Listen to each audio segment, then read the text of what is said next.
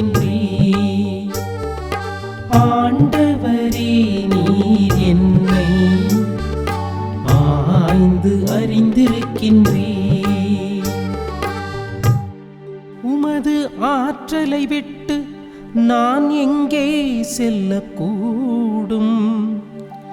உமது திருமுன்னிலிருந்து நான் எங்கே தப்பியோட முடியும்? நான் வானத்திற்கு ஏறிச் சென்றாலும் நீர் அங்கே இருக்கின்றீர். பாதாளத்தில் படுக்கையை அமைத்து கொண்டாலும் நீர் அங்கேயும் இருக்கின்றீர்.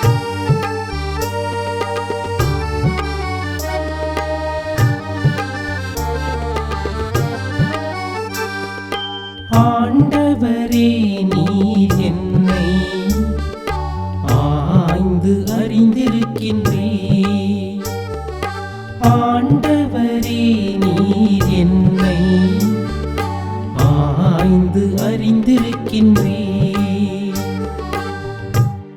நான் கதிரவனின் இடத்திற்கு பறந்து சென்றாலும், மேற்கே கடலுக்கு அப்பால் வாழ்ந்தாலும், அங்கேயும் உமது கை என்னை நடத்தி செல்லும். உமது வலக்கை என்னை பற்றி கொள்ளும். உண்மையில் இருள் என்னை மூடிக்கொள்ளாதோ? ஒளி சூழ்வதன இரவும் என்னை சூழ்ந்து கொள்ளாதோ என்று நான் சொன்னாலும், இருள் கூட உமக்கு இருட்டாயில்லை. இரவும் பகலை போல ஒளியாயிருக்கின்றது.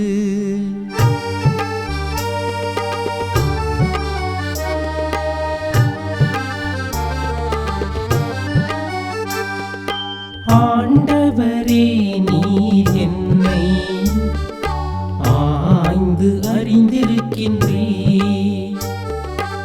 ஆண்டவரே, நீர் என்னை ஆய்ந்து அறிந்திருக்கின்றீர். ஆண்டவர் இயேசு கிறிஸ்துவில் அன்புக்குரிய சகோதர சகோதரிகளே, இன்று நாம் திருப்பாடல் 139 குறித்து தியானித்து பார்ப்போம்.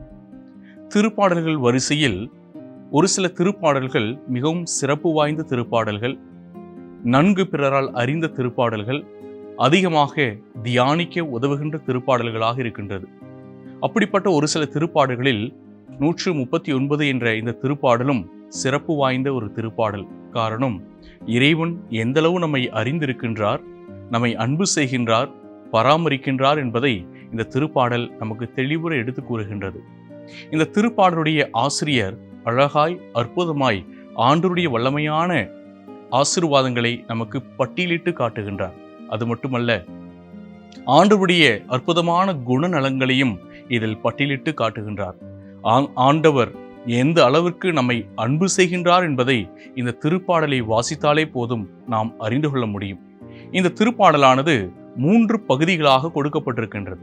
முதலாவது, இறைவன் அனைத்திற்கும் ஆதி காரணமாக இருக்கின்றார் என்ற ஆழமான உண்மை இந்த திருப்பாடலை வாசிக்கின்ற பொழுது இன்றைய சிந்தனையாக நாம் பெற்றுக்கொள்ள முடிகின்றது. இரண்டாவதாக, எங்கும் எதிலும் இறைவன் நிறைந்திருக்கின்றார், நமது வாழ்வோடு இணைந்த தெய்வமாக நம் ஆண்டவர் இருக்கின்றார் என்ற ஒரு நம்பிக்கையை இன்றைய இறை வார்த்தையும் இந்த பகுதிகள் நமக்கு தெளிவாய் எடுத்து கூறுகின்றது. மூன்றாவதாக, இறைவன் எல்லாம் வல்லவர், அவரை தாண்டி ஒன்றுமே இல்லை, அவர்தான் அனைத்திற்கும் வல்லவராக, ஆற்றல் மிக்கவராக, நம்மை வழிநடத்தக்கூடியவராக இருக்கின்றார் என்ற அருமையான வாழ்க்கை பாடத்தை இந்த திருப்பாடல்கள் வரிகள் நமக்கு கற்றுத்தருகின்றது. இறைவன் அனைத்திற்கும் ஆதி காரணமாக இருக்கின்றார் என்பதை முதல் பகுதியில் தெளிவுற திருப்பாடலின் ஆசிரியர் கூறுகின்றார். எவ்வாறென்றால் அழகாக கூறுகின்றார், இறைவன் நம்மை ஆய்ந்து அறிந்துள்ளார். எந்த அளவிற்கு ஆய்ந்து அறிந்த கடவுளாக இருக்கின்றார் என்று பார்க்கின்ற பொழுது, நாம் அமர்வதையும் எழுவதையும் ஆண்டவர் அறிந்திருக்கின்றார். நமது நினைவுகளெல்லாம் ஆண்டவருக்கு தெரியும் என்று அவர் குறிப்பிடுகின்றார். நமது செயல்கள் ஒவ்வொன்றையும் பக்குவமாய் பார்த்து பார்த்து இறைவன் ஆசீர்வதிக்கக்கூடியவராக இருக்கின்றார். நாம் ஒன்றை நினைப்பதற்கு முன்பாகவே இறைவன் அவற்றை அறிந்த கடவுளாக இருக்கின்றார் என்று திருப்பாடலின் வரிகள் ஆழமாய் நமக்கு வெளிப்படுத்துகின்றது. தொடர்ந்து பகுதியில் வாசிக்கின்றோம், நாம் நடப்பதையும் படுப்பதையும் அவர் அறிந்திருக்கின்றார், நமது வழிகளெல்லாம் அவர் கண்களுக்கு தெரிந்தவையே என்று பார்க்கின்ற பொழுது இறைவன் நம்மோடு இருக்கின்றார் என்ற ஆழமான உண்மை கொடுக்கப்படுகின்றது. உலகம் முடியும் வரை என்னாலும் உங்களோடு இருப்பேன் என்று சொன்ன ஆண்டவர் வெறும் வார்த்தையினால் மட்டுமல்ல, நமது வாழ்க்கையின் ஒவ்வொரு செயல்களினாலும் நம்மோடு பயணித்துக் கொண்டிருக்கின்றார் என்பதை நாம் உணர்ந்து கொள்வதற்கு இந்த திருப்பாடலின் வரிகள் உதவி செய்கின்றது. அவர் வாயில், நம் வாயில் சொல் உருவாகும் முன்பே அவர் அதை அறிந்திருக்கின்றார். எவ்வளவு அற்புதமான வரிகள்! நமது சிந்தனைக்குள்ளாக எழுகின்ற எண்ணங்கள், நமது நாவிலிருந்து எழுகின்ற எண்ணங்கள், சொற்கள் அனைத்தையும் ஆண்டவர் அறிந்திருக்கின்றார். அற்புதமான வரிகள். இது ஆண்டவர் நம்மோடு உடன் இருக்கின்றார் என்பதை ஆழப்படுத்துகின்றது, உறுதிப்படுத்துகின்றது. அது மட்டுமல்லாமல் நமது முன்னும் பின்னும் என்னை சூழ்ந்திருக்கின்றார், உம் கையால் என்னை பற்றி கொள்கின்றீர் என்று அந்த திருப்பாடல் ஆசிரியர் கூறுகின்றார்.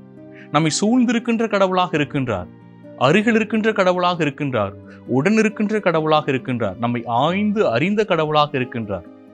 ஆகவே இந்த அருமையான திருப்பாடலின் வரிகள் எப்பொழுதெல்லாம் நாம் சோர்ந்து போயிருக்கின்றோமோ, துன்பத்தில் இருக்கின்றோமோ, கைவிடப்பட்டு விட்டோம் என்ற நிலையில் இருக்கின்றோமோ, நாம் புறக்கணிக்கப்பட்டு விட்டோம் என்ற நிலையில் இருக்கின்றோமோ, நாம் அவமானத்திற்கு உட்படுத்தப்பட்டோம் என்ற நிலையில் இருக்கின்றோமோ, அப்பொழுதெல்லாம் நாம் இதை வாசிக்கின்ற பொழுது ஆண்டவர் சொல்லுகின்றார், நான் உன்னை ஆய்ந்து அறிந்திருக்கின்றேன், உன்னோடு இருக்கின்றேன், உன்னோடு பயணம் செய்கின்றேன், உன் துன்பங்களை நான் பார்த்து கொள்வேன், நீ என்னோடு தொடர்ந்து பயணிப்பாயா என்று நம் கரங்களை பற்றி கொண்டு வழிநடத்துகின்ற கடவுளாக நம் ஆண்டவர் இருக்கின்றார் என்பதை இந்த திருப்பாடல் உறுதி செய்கின்றது.